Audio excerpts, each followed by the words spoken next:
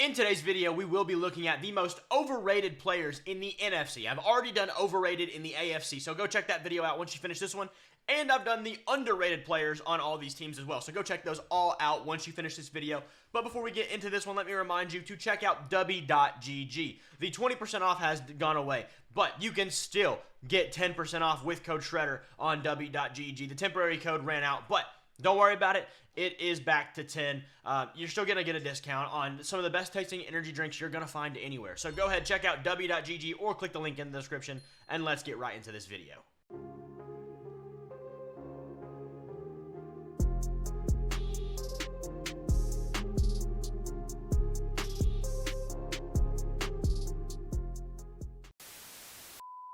Alright, so here's our tier list, just going to keep us in line here. We're going to start going by, we'll go by divisions. No, we won't. No, we're not going to.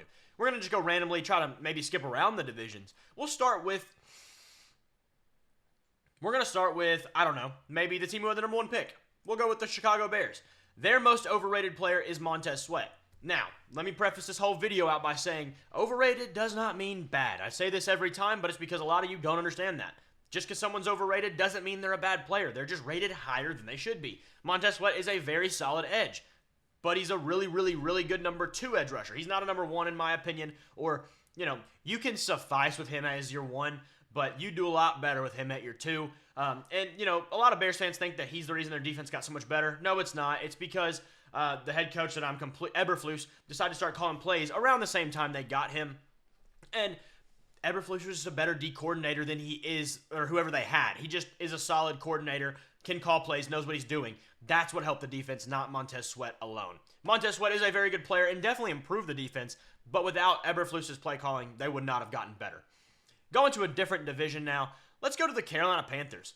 This one's really tough, and honestly, I don't think that there's really a person on this team that's overrated because they're irrelevant. They're pretty much irrelevant right now. Considering how last year went, they're irrelevant. They didn't have a first overall pick, a first round pick. I mean, yeah. But I will say someone just for the sake of saying someone, and I'm going to give you Jadeveon Clowney, only because of the fact that he came off of a really solid year with the Baltimore Ravens after being effectively unrosterable for a few years before that. So I just kind of say this preventatively, like, yes, he came off a good year with the Ravens, but he was their 16th option on their defense. Like, he was in a role that he could just go out and do what he needed to do and look good while doing it because his job isn't huge. In Carolina, his job is going to get a lot bigger. Let's see how that works out. Going to a different division now, we will go to, let's go to the Philadelphia Eagles. I'm going to go Bryce Huff, and I like Bryce Huff fine. I think him and Montez Sweat are about the same tier.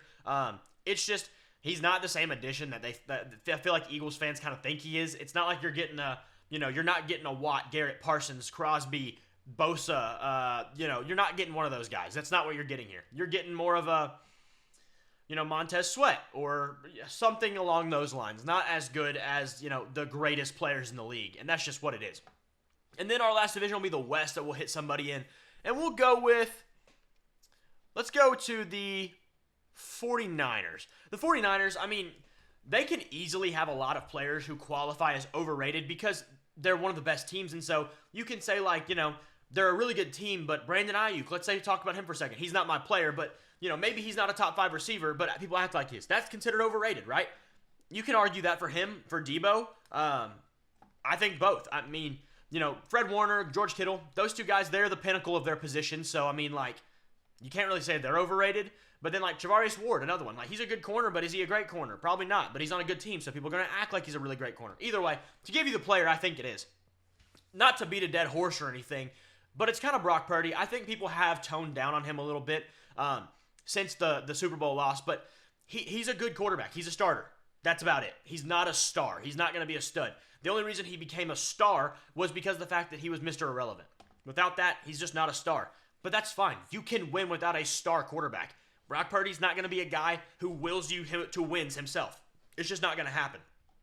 But he can still be very good, can do his job. That Jared Goff, Kirk Cousins, Dak Prescott level of they're good, but you're not going to win because of them. You're going to win with them, right? In our next set, we'll go to the New Orleans Saints. And for the Saints, I don't really have another guy here because it's hard to do the teams that are just not that great. I'm going to go with Rashid Shaheed, though. He's solid. He's definitely fine. But, like, he's a gadget guy. He's not really a true, like, number 1, number 2, number 3 receiver. You're not going to want him in that role. Really, if you want Rashid Shaheed to really succeed, you want to put him in a place where he's on the field to just create chaos. He's going to go in motion. He's going to, make the defense panic in the last second before you snap the ball. Things like that. He's a fine receiver. But, if we're putting a number to him, a Madden rating, let's say, he's like a 77. He's fine. He's just not amazing. But, like, he's not really that overrated. It's just I have to put somebody down here anyways. Next, let's go to the Green Bay Packers. It definitely is Jordan Love, like it or not. The definition of overrated is being rated higher than you should be. And Jordan Love is right now. I like Jordan Love a lot. I'm really excited to see what he brings to that Green Bay team. But, like, he's played a really, really, really good one half of a year. Like, the other half of the year was not that great. That's fine. You got to learn. You got to start. Put it up there. But let's not put him in the top 10 conversation yet. That just gives unfair expectations. The next division, we'll go to the Cardinals. Once again, a team that just really hard to put anybody here because is somebody overrated? Not really. I'm going to say Trey McBride pretty much for the same reasons I said Jordan Love. Just he had one good year. Like, let's just give him time to really prove himself before we put these expectations on him, right? Same situation. Not really holding it to him, but it is what it is. And then we'll do another one in what are we at? The North. We'll go to the Detroit Lions. For the Lions, it's really the same situation once again. A lot of these teams, I don't think the Lions, I think we think of them as a good team, but they have a lot of just good players, but they're not great. They're not the Fred Warners and the George Kittles and the Brandon Ayuks. They're the Amon-Ra St. Brown and Jared Goff and, whoever. Aiden Hutchinson. But Sam Laporta, he's played a good year. Like, let's give him some time, please. It's the same situation, but, it just is what it is. I don't think Amon-Ra's overrated. I don't think Jared Goff's overrated. I think they're very proper in their rating right now. The next team we'll go to the Atlanta Falcons. And for them, it's definitely Kyle Pitts. Once again, I understand why the situation is the way it is for him. The quarterback situation, the coaching hasn't been great, hasn't gotten him opportunities. That doesn't mean he's still a top 5 tight end just because he has had the lack of opportunities and hasn't had the chance. That just says that he's just not one of those guys right now. He's not a guy that you're going to count as an X factor on a football team. He's good. That's about it. And we'll finish off one more before we go to a little break here. And we'll go to the Washington Commanders. Once again, just not really anyone. And for this one, I'm really not even going to give you anyone because I can't. I don't know. I'll list a couple to maybe kind of throw somebody out there. Maybe Emmanuel Forbes. Didn't have a really good rookie year, but I don't really know that anybody's giving him credit for the rookie year he did have. Benjamin St. Just, whatever his name is.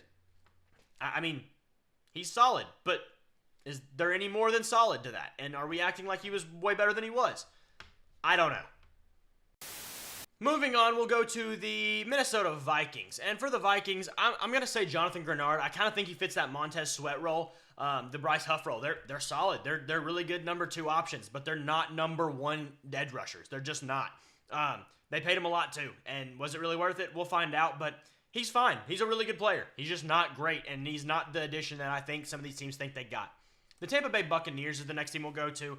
And for them, I think it's Rachaad White pretty clearly. Isn't really the best running back, period. And I think he's probably one of, if not the worst starting running backs in the league, whatever.